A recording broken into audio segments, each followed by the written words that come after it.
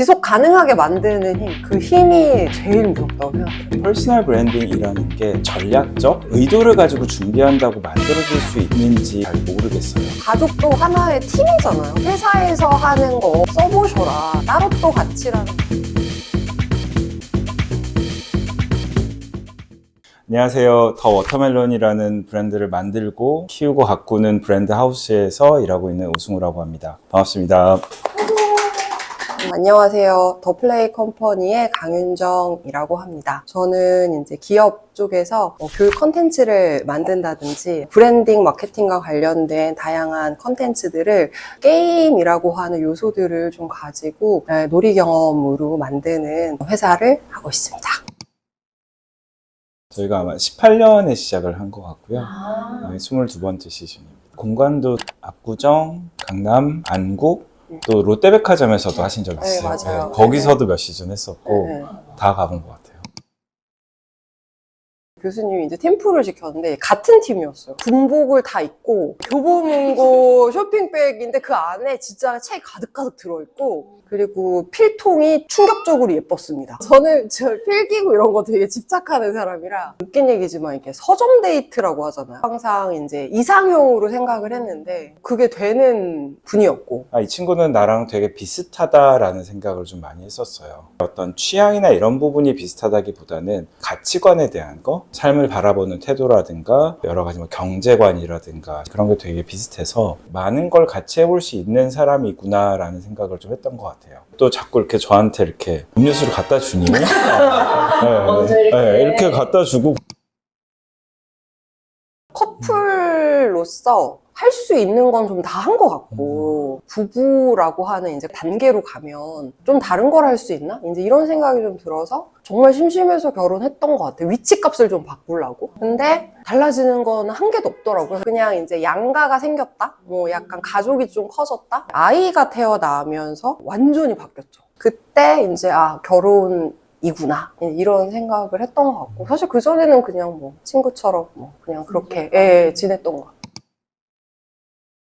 저희의 생각이지만 일반적으로 남녀가 만나서 연애라고 하는 걸 할 때 결혼 이런 것까지 생각을 할 때 선호나 취향이 되게 비슷하면 되게 운명의 짝이라고 많이 생각을 하는 거예요. 사실 관계라고 하는 게 되게 깊고 오래 가려면 내가 어떤 사람인지 이 사람이 되게 중요하다고 생각하는 이제 가치에 대한 부분이랑 돈에 대한 개념부터 아이를 만약에 갖는다면 뭐 어떻게 키우고 싶은지 자기의 삶이 어땠으면 좋겠는지 사실은 그런 것들을 맞춰가야 되는데 그런 쪽은 생각보다 별로 대화를 하지 않고 그런 분들이 계셨어요. 막 연애를 9년을 하고 결혼을 했는데 6개월 만에 이혼을 하신 거예요. 자기가 왜 이혼했는지 모르겠다고 하셔서 오신 분이 계셨는데 이 부분에 이렇게 무릎을 치시더라고요. 예쁜 데이트만 했었다. 정작 중요한 건 하나도 몰랐다. 저희는 되게 운이 좋아서 그런 얘기를 되게 많이 했던 것 같아요.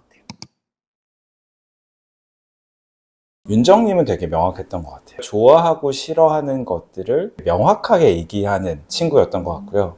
저는 약간 좋은 게 좋은 거 그냥 그러려니 하는 그런 사람이었던 것 같아요. 대학에 들어가고 쉽게 말하면 이제 엄마 놔주신 거죠. 대학 갔으니까 졸업만 하면 된다라고 하셔가지고 생각도 못한 자유를 이제 얻은 거예요. 정말로 도서관 가서 읽고 싶은 책 다 읽고 진짜 그냥 학점 생각을 안 하고 다른 과 수업을 섞어서 신나서 들었거든요. 이것저것 되게 하다 보니까 내가 뭘 좋아하고 뭐는 나랑 되게 안 맞고 그런 것들을 되게 명확하게 안 것 같고 저는 승우님하고는 조금 다르게 저는 혼밥도 진짜 잘하고 신경을 별로 안 쓰는 좀 친구가 없는 그런 캐릭터예요. 지금은 혼밥 되게 많이 익숙해졌잖아요. 베니건스 같은 예전 표현으로 패밀리 레스토랑을 가서 혼자 가셔서 파스타와 와인을 시켜 먹는 그런 분이셨어요. 저는 고깃집에도 혼자 가서 구워 먹어. 대학교 때부터. 무식하면 용감하다고 뭐 이렇게 살 거야. 약간 이런 게 되게 나름 좀 있었던 것 같고 안정적인 이제 큰 대기업에서 잘 지내다가 사실 저는 저희 팀의 팀장님하고 관계가 별로 안 좋았어요. 리더면 이랬으면 좋겠다라고 하는 게 있는데 그거랑 좀 다르셨어요. 흔히 말하는 좀 성차별도 되게 많았고 예, 이런 여러 가지 것들을 좀 겪으면서 그때 또 이제 임신을 했을 때여가지고 편한 마음으로 잘 키워야겠다라고 생각하고 이제 아이를 낳는데 아닌 거예요. 너무 이제 소중하고 귀한 경험이긴 한데 뭔가 채워지지 않는 게 있는 거예요. 그래서 다시 일을 해야겠다라고 생각을 했는데 회사를 입사를 하려고 또 찾아보려고 하니 또 그런 팀장을 아니 암만달이라는 또 보장이 없잖아요. 그래서 좀 무식하게 딱 먹자 이렇게 돼서 정말 아무 생각 없이 저는 굉장히 단순했어요. 창업했을 때 뭐. 사업 계획 이런 게 어딨어요. 그냥 하는 거고 제일 재밌는 게 사무실 없고 인테리어 할 때까지 제일 재밌잖아요. 행복했어. 예. 막 돈 쓰는 건데. 근데 어떻게 돈 벌지? 뭐 해야 될지 약간 이런 식으로 시작하고 막 되게 힘들어하고 네. 막 그랬었던 것도 있고 저는 아마 팀장님이 이해가 됐어요. 윤정님이 어떤 스타일이냐면 회사에 9시에 출근을 하라 그러면 8시 59분 59초에 오는 사람이에요. 아마 속 터지지 않았을까? 네, 약간 그런 거고 네. 뭐 그 질문이 잠깐만요. 아, 네네. 네. 그 포인트로 얘기하기 좀 애매하지만 어쨌든 네. 대부분의 학습 경험이라고 하는 게 굉장히 일방향이 많아요. 교수자가 알고 있는, 갖고 있는 걸 넌 모르지? 라고 하는 스탠스에서 내리꽂는 스타일이 많은데 그게 진짜 효과가 있나? 맨 처음에는 더 플레이 라운지라고 하는 아카데미를 창업을 했어요. 대학을 졸업해서 일을 할 때 배울 수 있는 스킬을 좀 땡겨서 배운다는 느낌의 강좌들을 기획을 해서 이제 열었는데 후기도 제일 좋고 매번 마감이 뭐 하루 만에 되고 그래서 뭔가를 배운다는 건 좀 다른 결이구나 그렇게 하다가 이제 기업 교육 쪽으로 피벗이 돼서 오게 됐고 게임피케이션이라는 장르가 있어요. 게임화를 하는 방법론인데 그거를 국내에서는 이제 최초로 또 열심히 이제 연구를 해서 컨텐츠를 이제 개발을 좀 많이 하게 됐고 사실 저희는 컨텐츠를 개발하는 회사예요. LG 그룹에서 하는 라이프 게임이라는 그것도 저희가 기획한 거고 넷플릭스 이런 거 이름 얘기하고 그래야 돼. 넷플릭스의 더 인플루언서라고 자극적인. 네, 그래서 사실 그거 얘기를 잘 안 해요. 촬영장에 갔는데 그렇게 출연자분들이 막 물을 몸에 뿌리고 막 옷을 벗고 막 이러셔가지고 그래서 초반에는 회사 홈페이지 올렸다 내려라. 그래서 이제 회차가 넘어가면서 내렸죠.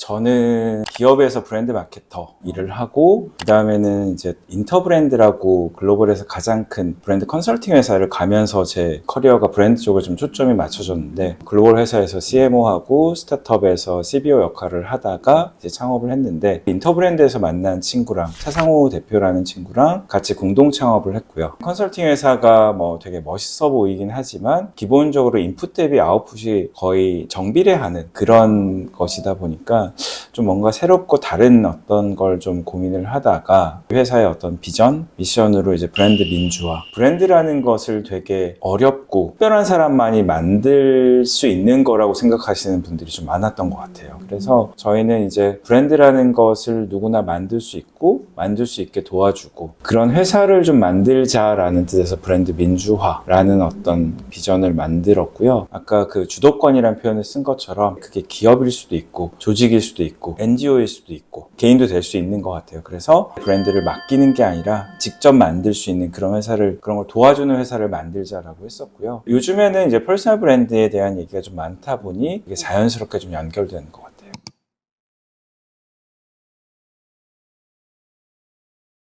제품이나 서비스, 디자인 같은 것들이 좀 상향 평준화가 되는 것 같아요. 다 잘하는 그런 세상이다 보니까 그래서 누가 만들었는데 그래서 어디서 만들었는데 라는 것들이 좀 중요해지는 것 같아요. 그게 점차 브랜드로 연결이 되고요. 브랜드 자체를 소비하는 추세다 보니까 점점 브랜딩이 중요하다고 생각하는 것 같아요. 저는 퍼스널 브랜딩이라는 게 전략적 의도를 가지고 준비한다고 만들어질 수 있는지는 잘 모르겠어요. 어떻게 보면 특히 이제 사람과 관련되어 있다 보니까 어떤 전문성과 쌓임의 어떤 힘이 되게 필요하다고 생각이 드는데, 저 사람은 사람이 결국 브랜드가 됐어라고 하는 퍼스널 브랜드 갖고 있는 사람들을 보면 저는 퍼스널 브랜딩을 한 거는 없는 것 같은데요? 이런 답들을 대부분 하실 거예요. 최근 들어서 그런 것들을 찾기 위해서 되게 많은 사이드 프로젝트들도 하시는데, 저는 만약 찾으시려면 본업에서, 그러니까 퍼스널 브랜딩은 본업에서 찾으셔야 된다라고 생각을 하고요. 여러 가지 활동을 하는 친구들이 있잖아요. 근데 거기에서의 어떤 열정을 오히려 본업에서 쏟으면 더 잘 될 수도 있을 것 같은, 약간 꼰대 얘기긴 한 것 같습니다만, 거기서 되게 중요하게 성과를 내는 거, 계속해서 차곡차곡 쌓아 나가는 거예요. 그런 것들이 쌓아지다 보면은 인지도가 생기고 영향력도 생기고 그렇게 되는 게 아닌가 싶어요. 내 것을 자꾸 표현하는 연습을 해보면 되게 좋을 것 같아요. 저는 컨텐츠를 만들어 보는 걸 좀 추천하는 편이에요. 지속 가능성이라는 말이 제일 무서운 말이거든요. 저희 회사 18년이 됐어요. 승우님네 회사 10년? 8년, 9년 9년 차. 9년 차? 이렇게 네네. 되는데 정말 많은 흥망성쇠를 봤죠, 주변에. 물론 이게 반짝반짝 하는 분들도 그것도 사실 전 능력이라고 분명 생각을 하지만, 반짝반짝 하시는 분들 중에 지속 가능성이 있는 분과 속된 말로 되게 한철이신 분들이 있는 것 같고, 내가 정말 좀 잘했으면 좋겠는 어떤 특정 분야를 휘둘리지 않고 밀고 나가서, 그러니까 뭔가를 만들어내는 힘, 지속 가능하게 만드는 힘, 그 힘이 저는 제일 무섭다고 생각해요. 브랜드 마케팅 업계 그쪽 씬이 유혹이 좀 많은 것 같아요. 다르게 얘기를 하면 자기 게 아닌데 자기 것처럼 보이기 쉽고요. 그러다 보면 스스로 착각하는 경우가 있어요. 저는 창업을 하고 달라진 게 되게 겸손해졌어요. 윤정님이 얘기했던 지속 가능성과도 연계되는 것 같아요. 아무리 잘 나가다가도 없어지는 브랜드보다 결국은 좀 움츠릴 때도 있고 또 내세울 때도 있고, 그러면서 지속 가능한 그런 브랜드가 저는 좋은 브랜드라고 생각을 하기 때문에.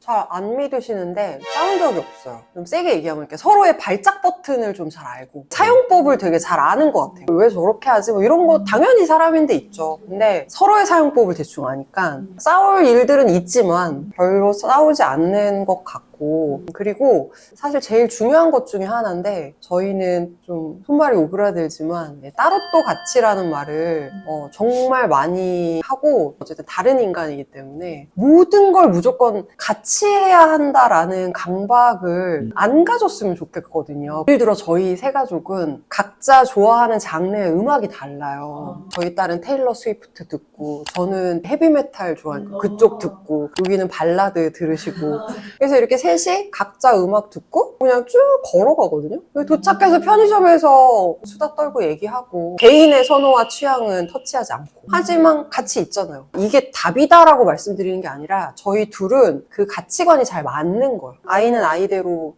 또 다르니까 나름 존중해줘야 된다고 생각을 해서 이제 그런 가족입니다. 일적으로 조금 말씀드리면, 둘이 이제 막 새벽 2시 각자 방에서 제안서를 쓰고 있어요. 야, 우리 왜 이렇게 살고 있나, 이런 얘기도 좀 하고, 기본적으로 업무적으로는 좀 조금은 연결되어 있는 것 같기도 하고, 그리고 이제 저한테는 창업 선배님이시잖아요. 네. 한참 멀었죠. 네, 그래서 처음 창업을 했을 때는 저는 이제 국내 그 대기업을 다니고 있을 때고, 그래서 제가 잔소리 엄청 했어요. 윤정아, 캐시 이즈 킹이야.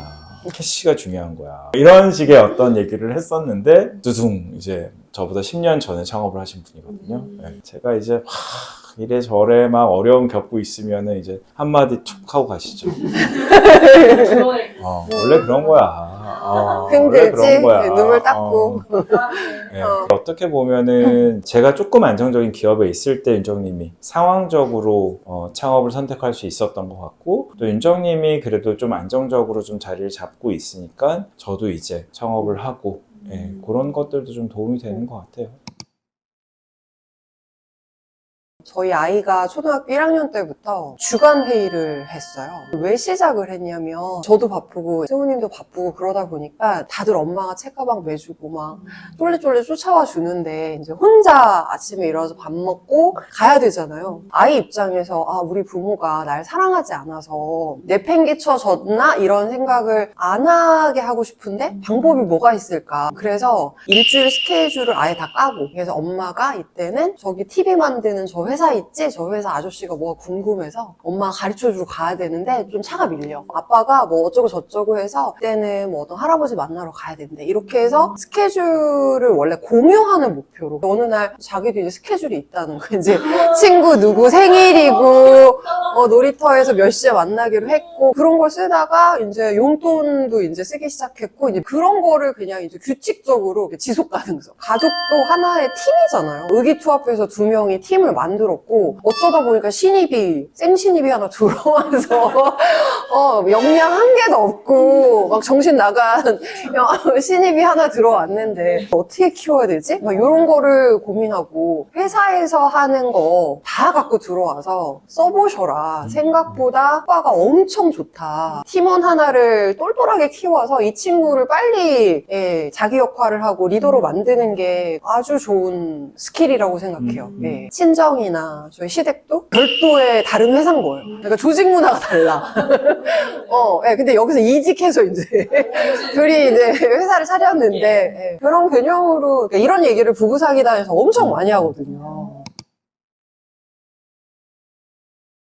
저는 인생 모토가 그럼에도 불구하고 명랑이에요. 대학교 1학년 때였던 것 같은데 그렇게 살겠다 라고 해서 유치하고 막 귀엽고 이런 것들 여전히 좋아하고 남 신경 안 쓰고 좋아하는 거 그런 거를 지속 가능할 수 있게 정신적으로든 경제적으로든 해낼 수 있으면 좋겠다라는 생각을 하고요. 다양한 경험을 하는 명랑한 할머니로 늙는 게 제 꿈입니다. 약간 이율배반적인데 좋은 남편? 그렇게 하고 싶은 게 없는 것 같아요. 어떻게 보면 지금도 충분하다라는 의미일 수도 있고요. 저는 주류 속의 비주류라는 얘기를 되게 많이 해요. 여전히 어떤 지점까지는 주류에 머물고 싶다라는 여러 가지 맥락에서의 생각도 좀 있고 그러면서도 비주류, 딴짓, 여러 가지 활동들 이런 것들 조금 저는 주류 속의 비주류다운 삶을 좀 살아가면 좋을 것 같습니다.